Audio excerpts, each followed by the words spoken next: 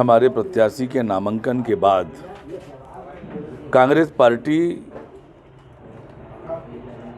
हार के डर से लगातार षड्यंत्र कर रही है। जिस प्रकार से पूरे प्रदेश में और भानु प्रतापपुर विधानसभा में हर वर्ग की जनता कांग्रेस से नाराज है।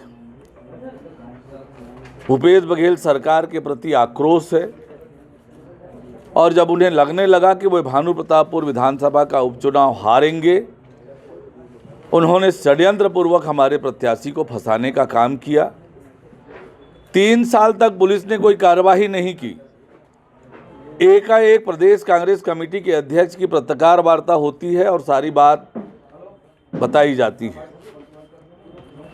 तो ये दर्शाता है कि ये कांग्रेस पार्टी का षड्यंत्र है और आज भी वो स्थिति भानु प्रतापपुर में वही है कि कांग्रेस पार्टी बुरी तरह से हार रही है और इसलिए हमारे प्रत्याशी को गिरफ्तार कराने का भी षड्यंत्र भूपेश बघेल की सरकार ने रची है। भानु प्रतापपुर विधानसभा की जनता अपने बेटे ब्रह्मानंद नेताम के गिरफ्तारी का और उनके खिलाफ जो षड्यंत्र हुआ है उसका बदला लेगी। भूपेश बघेल सरकार को सबक सिखाएगी और 5 दिसंबर को कांग्रेस के खिलाफ मतदान करके, भारतीय जनता पार्टी के पक्ष में मतदान करके भूपेश सरकार को सबक सिखाएगी। ये भानु प्रतापपुर की जनता निश्चित रूप से करने वाली है। अभी तो भाजपा वाले बोले थे कि आए हमको गिरफ्तार करेंगे। बृजमोहन अग्रवाल जी के 2 दिन पहले बयान आया था क्या? तो आगे तो फिर हाय तबाह क्यों मचा रहे हैं? अब वो खुद बोले कि आए गिरफ्तार करके बताए, तो फिर इतना जब दम भर रहे थे तो आज क्यों षड्यंत्र की बात कर रहे हैं? 15 साल के नाबालिग बच्चे के साथ यदि सामूहिक बलात्कार हुआ है तो पास्को एक्ट लगा है और ये उस समय लगा है जब झारखंड में रघुवर दास यानी कि भारतीय जनता पार्टी की सरकार थी तब की ये घटना है और उस समय FIR दर्ज हुआ है। तो उसको उनसे पूछना चाहिए कि वो षड्यंत्र उस समय इतने पहले कैसे षड्यंत्र कर लिए थे वो लोग। कह रही है कि झारखंड के मुख्यमंत्री छत्तीसगढ़ के मुख्यमंत्री के मित्र हैं, इसलिए ये कार्य किया जा रहा है। देखिए, कानून अपना काम करता है, मित्र वगैरह की बात नहीं होती। यदि ये नहीं होता तो कैसे कर लेते? किसी गिरफ्तार कर लेंगे? मैं आप यदि झारखंड के मुख्यमंत्री कहूँगा कि ये पत्रकार में से मेरे से उल्टा सीधा सवाल पूछता है, गिरफ्तार करो, कर लेंगे? नहीं होता। जो नियम कानून है उसके हिसाब से होगा। तो वो 2019 का केस है और उसमें कार्रवाई हो रही है।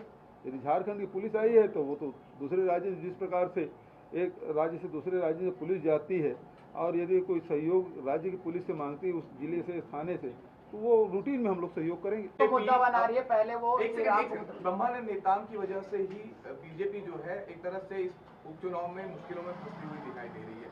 इसका सियासी नुकसान आने वाले समय में भी झेलना पड़ेगा बीजेपी। भारतीय जनता पार्टी बलात्कारी के साथ खड़ा हुआ है।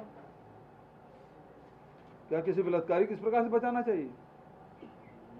उसे सपोर्ट करना चाहिए। यदि गलत है तो गलत है, उसे छुपाने की क्या जरूरत है? उसे स्वीकार करना चाहिए, हाँ हमसे गलती हुई, क्योंकि उसी सरकार में FIR हुआ है। जब वो सरकार में थे तब FIR हुआ है, तो उसको अपनी गलती स्वीकार करना चाहिए। अब गलती स्वीकार नहीं करके गलती को बार बार छुपाने की कोशिश कर रहे हैं, तो दूसरी गलती करेंगे, फिर तीसरी गलती होगी। मुझे लगता है कि ये पूरा का पूरा प्रकरण 2019 का और 2019 से लेकर 20, 21, 22 मान लो ये पॉस्को एक्ट में कार्रवाई करने की है तो ये तो 24 घंटे के अंदर कार्रवाई होती है। 3 साल तक झारखंड की पुलिस इंतज़ार करती रही और पहले FIR में जिस व्यक्ति का नाम नहीं था बाद में जोड़ने का प्रयास किया गया, बयान पे नाम लिया गया। तो ये 3 साल बाद जाग के जब चुनाव की तैयारी और चुनाव के फॉर्म भरने की तैयारी करने लगे, ब्रह्मानंद नेताम चुनाव लड़ने लगे और कांग्रेस की हालत पूरी चुनाव क्षेत्र में सबसे खराब दिख रही थी और हार को देखते हुए अब भूपेश के पास कोई चारा नहीं रहा, तो उन्होंने उस पुराने प्रकरण को पुनर्जीवित करने का प्रयास किया और 3 साल बाद अचानक पुलिस जागृत हुई और गिरफ्तारी के लिए वहाँ से निकल चलती है। तो मुझे लगता है ये सरासर राजनीति से प्रेरित है और दबाव बनाने के लिए राजनीति है और चुनाव की हार को देखते हुए ये घबराहट में लिया गया कदम है।